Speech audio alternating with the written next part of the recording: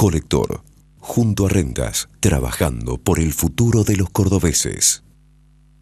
¿Cómo le va? Muy buenas tardes en Sembrando Satelital, el canal del campo. Ya compartimos una nueva edición de Mundo Agro, por supuesto, con los detalles, la información y los temas que a usted le interesan como productor agropecuario, pero también especialista en la materia. Nos vamos a Laguna Larga, en donde recientemente los grupos CREA del norte provincial concretaron un interesante encuentro. ¿Para qué? Para evaluar las tendencias en cuanto a cultivos de invierno y particularmente informar a los interesados respecto a los distintos ensayos que en materia de cultivos alternativos para el trigo, por cierto, tuvieron como motivación primordial estos ensayos, de los cuales vamos a ver los resultados más importantes. Juan Pablo Fiala, ingeniero agrónomo perteneciente a los grupos CREA, habló con nosotros respecto al resultado de estos ensayos y que en materias o en líneas generales dejaron algunos aspectos positivos para evaluar.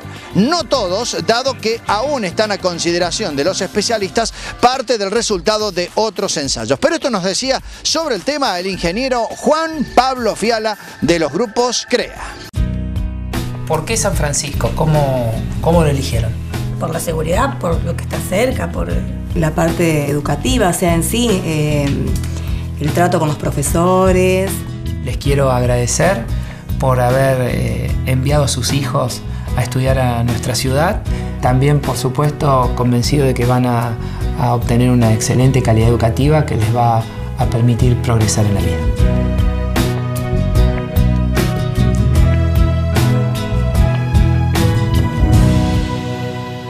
Bueno, ingeniero Juan Pablo Fiala del Grupo CREA del norte de la provincia de Córdoba, nos comenta en qué ensayos han participado y particularmente con este cultivo de invierno como es el garbanzo, en donde están poniendo el acento. Sí, la zona CREA Córdoba Norte ha sido el primer año de elaboración de ensayos. Hemos tenido algunos resultados. Lo que hemos ensayado ha sido fecha de siembra, comportamientos de variedades, comportamientos de densidad, perfil sanitario de las variedades y el último módulo de ensayo fue respecto a riego, momentos de aplicación de riego. ¿Con qué resultados? En cuanto a la conveniencia, por ejemplo, de la utilización de las distintas especies de garbanzo y sobre todo la fecha de siembra. Sí, perfecto.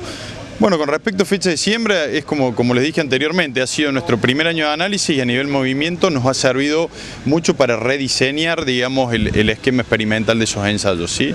El año pasado usamos 2 fechas de siembra extremas con resultados no muy claros. Evidentemente el cultivo tiene una plasticidad bastante grande respecto a la fecha de siembra y para la próxima campaña lo que nos planteamos es sembrar cada 20 días, a partir de finales de abril hasta los primeros días de julio.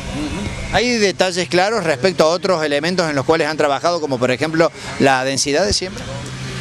Sí, sin lugar a dudas. O sea, la base con lo que alimentamos la fase experimental de los ensayos es el resultado de nuestros análisis de campaña.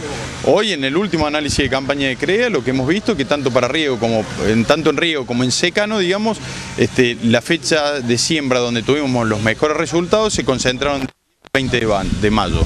Y las densidades aproximadamente entre 10 a 12 plantas logradas por metro lineal de surco a un distanciamiento de hileras entre siembra de 52 centímetros. Ese es el recurso con lo que nosotros nos nutrimos para después sacar nuestras líneas de ensayo. Hoy lo que estamos probando son densidades bajas de 3 a 4 plantas, densidades medias de 6 a 8 plantas, la densidad que nosotros estamos usando de 10 a 12 y densidades más altas de 14 a 16 plantas por metro lineal a 52. ¿Cuál es la mirada de los productores frente a este tipo de cultivo alternativo, ¿no es cierto?, en donde obviamente resta por ahí obtener mayor cantidad de información, ¿no es cierto? Sí, perfecto. Yo acá un poco también lo que traté de transmitir hoy en la cata. Acá hay que hacer una diferenciación importante entre aquellas empresas que han tomado estos cultivos especiales, uno de ellos el garbanzo como una línea de crecimiento dentro de sus empresas, de aquellas empresas por ahí más del tipo de oportunismo, sin desmerecer a ninguna dos, son dos formatos de empresas diferentes. En aquellas que lo han tomado como una línea de trabajo, es la evolución continua a través de ensayos, la búsqueda de información. Van generando su propia información seguramente también. Van generando su propia información. En las otras más de oportunismo están más expectantes de la información que se va generando y son las primeras que por ahí se retiran de la actividad ante alguna dificultad de mercado, alguna dificultad climática o en el caso de alguna enfermedad en particular. ¿Hay consulta a los productores sobre este tipo de...?